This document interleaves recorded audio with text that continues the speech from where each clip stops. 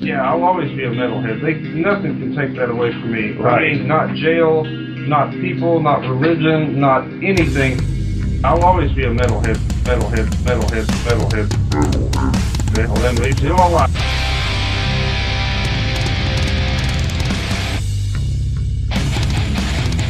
You're listening to the Great Metal Debate Podcast.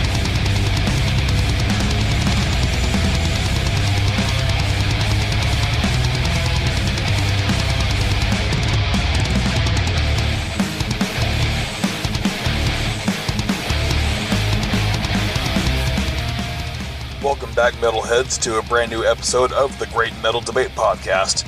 It's Xander yet again with another strong underground metal release. Today, we'll be looking at the Louisville, Kentucky-based melodic black metal band Volcandra. Man, I can't get over how much their name sounds just like Thulcandra, so definitely don't get the two confused.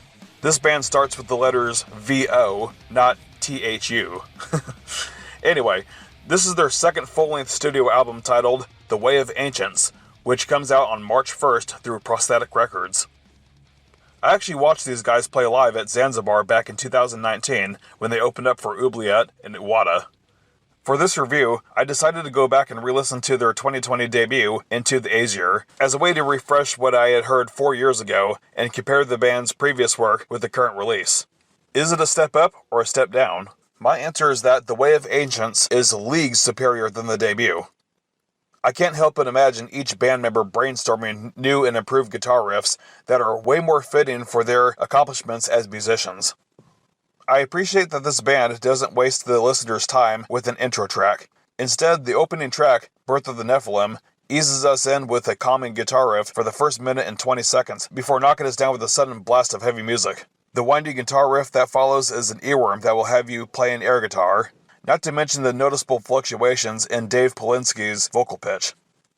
Failed Sanctity was the first single released for this new album, and when I heard it, I immediately thought that I must review it. It's a fast, groovy head bobber that has a mellow riff in the middle of the song that reminds me of some of the older bands in the scene. This is because guitarist River Jordan and Jamie DeMar work very well together when it comes to sounding very lively. Their tuning might be slightly different from each other's, but it's a seamless fit. I absolutely love the creepy piano intro for the next track, which is titled Nemesis Confession. Once we hear the old bell, this song becomes a furious, straightforward black metal song. It is certainly one of, if not the fastest song on the album musically. Not the fastest vocally, but we'll get to that one later, believe that. Drummer Mark Hargrave continues the heavy rain of blast beats in Maiden of Anguish. He provides this only in moderation for an enjoyable black metal listening experience. He does this in such a way that never makes the songs feel monotonous. Mark has the proper hand-eye coordination to use each and every drum and cymbal on his kit for just the right amount of change-up.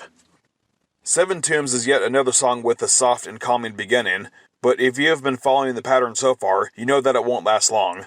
There's a lot of lyrics that are just thrown at you at full speed, followed by some group vocals. I personally have never been much of a fan of those type of background shouts, but occasionally it can sound good, especially if used sparingly.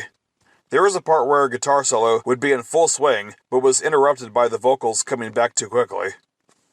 The Blackened Temple is definitely the fastest and blackest black metal song on this album, and it also happens to be my favorite. It's an unrelenting banger, and if I see them live again, I would hope that they play this one. The whole song is fast, and even the slowdown halfway through all the chaos is still every bit as amazing. Dave spits out entire paragraphs worth of lyrics at a hyper-speed delivery. There is so much to say about the musical structure of the track Not Even Death, as it can be all over the place in the best possible way. It's unpredictable with a lot of twists and turns in the guitar riffs. I believe it is best to not spoil this one, as it should simply just be listened to. I can describe it, but I'd rather you just hear it for yourself. Last but certainly not least, we get the album title track, The Way of Ancients. Definitely the longest track, but it's among one of the best this fantastic album has to offer. And because I haven't credited him yet, Andrew Cassiato has done a terrific job tying the music together with his bass playing abilities throughout the entire record. My final thoughts about this kick-ass underground metal band is that I hope they play a show in Nashville sometime soon. If not, I'll host a show with them this summer with plenty of supporting local black metal bands here in the Tennessee scene. Believe it or not, Tennessee has a lot of underground black metal bands, many of which would welcome Volcandra and another great Louisville band like By Hargam. As for my rating, I can't recommend this one enough. Mark your calendars for the 1st of March because you're going to want to purchase both the digital copy and CD. I believe they are currently accepting pre-orders for The Way of Ancients on their Bandcamp page. These guys deserve your attention, and I'm going to give them a score of 7.5 out of 10.